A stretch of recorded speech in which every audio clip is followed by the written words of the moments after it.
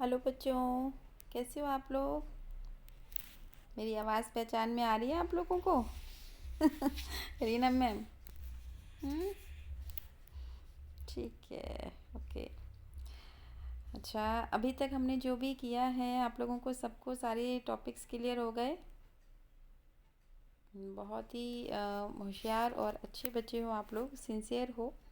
तो मुझे लगता नहीं है कि कोई डाउट होगा, और किसी स्टूडेंट का कोई मेरे पास एक दो स्टूडेंट्स के डाउट आए थे व्हाट्सएप पर, and I hope I made them clear to them, and they are hopefully they all the doubts clear to them. And okay, then today we'll do the Jacobi's method. Okay, what is the difference between, in the last lecture we have done the Char-Pit method. So first of all we see that what is the difference between the Jacobi's method and the Char-Pit method, and why we are using the Jacobi method, and how to use the Jacobi method, and the some questions based on the Jacobi's method. Okay, this method is used, this is also used to solve the non-linear partial differential equation in which there is three or more than three independent variable. चार पिट को आप कब करते हो, चार पिट को आप करते हो when there is a two independent variable. अगर आपके पास थ्री इंडिपेंडेंट वेरिएबल हैं या थ्री से ज़्यादा हैं, और then you have to find the solution of that differential equation, in that case you will use the Jacobi's method. Okay. और के तो जैकोबिस मेथड को भी करने का जो ऑलमोस्ट जो तरीका है, जैसे हम चारपीट में करते थे, चारपीट की तरह ही है ऑलमोस्ट इसे हमें करने का तरीका। इसे किस तरीके से करते हैं हम कि भाई हमारे पास जो सबसे पहले डिफरेंशियल इक्वेशन गिवन होती है, जैसे उसके अंदर भी हमें गिवन थी कि f x y z p q given था। इसमें क्या होगा, क्योंकि थ्री आ गए हमारे पास इंडिपेंडेंट वेरिएबल, और थ्री इंडिपेंडेंट वेरिएबल है तो भाई इसके अंदर थ्री ही हमारे पास पार्शियल डेरिवेटिव्स होंगे। तो इसके अंदर हमने पार्शियल डेरिवेटिव्स भी थ्री ले लिए हैं। तो किस तरीके से लिखते हैं इसे हमने, f of x one x two x three p one p two p three आ गया हमारे पास। तो डिपेंडेंट वेरिएबल जो है वो नहीं आएगा इसके अंदर, जेड डिपेंडेंट वेरिएबल नहीं आएगा इसमें। तो कि except by its partial differential coefficient with respect to the three independent variable x one x two x से हमारे पास है। करना क्या होता है इसमें, मेन आइडिया क्या है जैकोबिस मेथड का, कि हमें इसमें दो एडिशनल पार्शियल डिफरेंशियल इक्वेशन को लाना होता है फर्स्ट ऑर्डर की। कैसे कि f of f one x two x three p one p two p three इस तरीके से सॉल्व करनी है कि वो कुछ कांस्टेंट के बराबर आ जाए। सिमिलरली एक एफ टू चाहिए होता है x one x two x three p one p two p three का, जो ए टू के बराबर आ जाए। ए वन और ए टू जो हैं वो आर्बिट्रेरी कांस्टेंट्स हैं।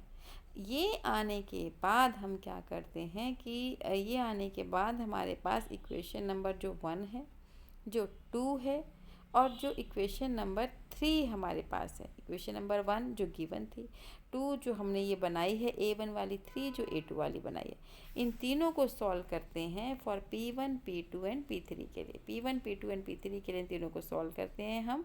और किसकी टर्म्स में सॉल्व करते हैं, या तो कांस्टेंट आ जाए या इनकी value in terms of x one x two x three आ जाए। जब हम इसमें x one x two x three की वैल्यू की टर्म्स में वैल्यू पुट कर देते हैं या कांस्टेंट की टर्म्स में को पुट कर देते हैं, तो हमारे पास आ जाता है d z is equals to p one d x one plus p two d x two plus p three d x three. ये है इक्वेशन नंबर फोर। तो इक्वेशन नंबर फोर को अब ये इंटीग्रेबल हो जाए, इंटीग्रेबल होने के बाद हमारे पास ये कुछ कंडीशंस हैं जो ये सेटिस्फाई करते हैं। अगर ये कंडीशन जो कर ली P two by curly x one is equals to curly P one by curly x to curly P three by curly x two is equals to curly P two by curly x three and कर ली P one by curly x three is equals to curly P three by curly x, कुछ इस तरीके से हमारे पास अगर ये हो जाती है तो हम इसे, ये कंडीशन है ये सेटिस्फाई हो जाए तो उसके बाद हम क्या करते हैं, डिफ्रेंशिएट करते हैं पार्शली वन और टू को विद रिस्पेक्ट टू एक्स। करने के बाद सिंपल वही अलजेब्रा है, अलजेब्रा लगाने के बाद जो जो टर्म्स ऊपर आई हैं उसको एलिमिनेट करने के बाद किसी के अंदर वैल्यू पुट करने के बाद आप जब एक्स वन को पुट करेंगे एक्स टू को करेंगे, फाइनली हमारे पास क्या हो जाता है, फाइनली जो हमारे पास इक्वेशन आती है वो हमारे पास आ जाती है ये इक्वेशन नंबर 40। इक्वेशन नंबर 14 हमारे पास क्या कहती है? इक्वेशन नंबर 14 हमारे पास कहती है dp1 बाई कर लिया बाई कर लिया x1 is equals to dx1 upon में माइनस कर लिया बाई कर लिया p1 is equals to dp2 upon में कर लिया बाई कर लिया x2 is equals to dx2 minus कर लिया बाई कर लिया p2 is equals to dp3 by में कर लिया बाई कर लिया x3 is equal to dx3 minus में कर लिया बाई कर ली p3। This is equation number 14 और इसको हम बोलते हैं जैकोबीज ऑक्सिलरी इक्वेशन। आपने देखा पहले हमने की थी लैग्रेंजेस ऑक्सिलरी इक्वेशन, उसके बाद हमने की थी चारपिट ऑक्सिलरी इक्वेशन, और अब जो ये है this is the Jacobi's auxiliary equation. We try to find the two independent integrals हमने इसमें से निकाले। इंटीग्रल्स निकालने के बाद विद द हेल्प ऑफ 14 हमने रिलेशन को सेटिस्फाई कराया है, और इसकी अब हमने रिलेशन सेटिस्फाई कराने के बाद हमने क्या करते हैं 1 2 3 में P1 P2 P3 के जो हमने x1 x2 x3 के टर्म्स में निकाला है उस इक्वेशन के अंदर पुट कर देते हैं। जैसे अब मैं आपको इसका वर्किंग रूल एक बार दिखाती हूँ कि working rule for solving the partial differential equation with 3 और more independent variables Jacobi's method. Suppose the given equation with 3 independent variable जो है आपके पास f of x1 x2 x3 आ गई है, p1 p2 p3 is equal to 0। आपने इसकी जैकोबीज auxiliary equation लिखी। ये फार्मूला जो है ना आपको एज इट इज़ मेमोराइज करना पड़ेगा बच्चों।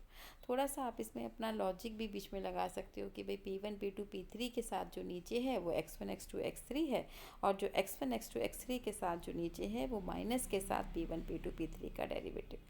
इस तरीके से आप कुछ कर सकते हो कि जो p1 p2 p3 के जो डिफरेंशियल्स के साथ जो है जो p1 p2 p3 आपके साथ है उसके साथ डिफरेंशियल्स x1 x2 x3 के साथ हैं, और जो x1 x2 x3 है उसके साथ जो डिफरेंशियल्स हैं वो p1 p2 p3। इस तरह से कुछ अपना लॉजिक लगा के लर्न कर सकते हो, और कि कहीं पे गलती होने के चांसेस ना।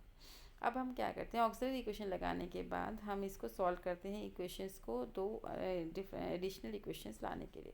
एडिशनल इक्वेशन लाने का पर्पस ये है कि जो इक्वेशंस के जो है ना वो कांस्टेंट की टर्म्स में हमारे पास जो है वो वैल्यूज़ आती।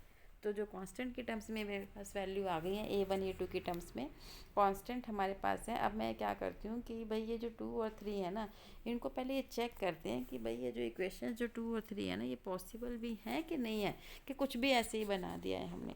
तो पॉसिबिलिटी चेक करने के लिए क्या करते हैं हम, और 2 और 3 का जो रिलेशन है ना वो सेटिस्फाई कराते हैं। सेटिस्फाई कैसे कराते हैं? कंडीशन के साथ। कंडीशन क्या होती है आपके पास?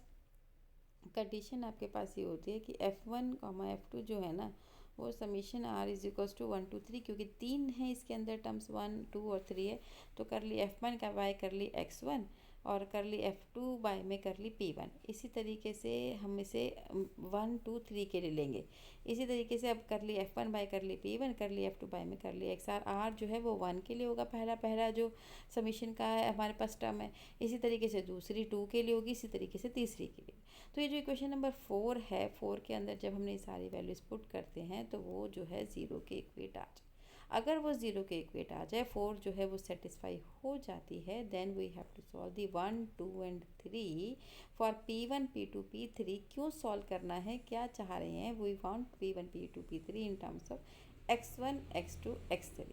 x1 x2 x3 की टर्म्स में आने के बाद हम उनको सब्सिट्यूट कर देते हैं इक्वेशन के अंदर dz के अंदर। dz is equal to p1 dx plus p1 dx1 plus p2 dx2 plus p3 dx3 and subsequent integration leads to a complete integral of the given equation आपके पास आ जाता है। ये है हमारे पास। अब हम देखिए इसका एक क्वेश्चन देखते हैं। कह रहे जी फाइंड दी कम। देख कर क्वेश्चन को कैसे पता चलेगा जी जैकोबी लगाना है। आप देख सकते हो कि 3 जो है ना 3 यूज़ हो रहे हैं इसमें p1 p2 p3। इसमें pq यूज़ नहीं हो रहा, इसमें p1 p2 p3 3 derivative partial derivatives use हो रहे हैं। ये 3 इंडिपेंडेंट वेरिएबल इसके अंदर आएंगे, तो ये 3 का है तो जैकोबी लगेगा, 2 का है तो चारपिट लगेगा, अगर लीनियर है तो लैग्रेंजेस लगेगा।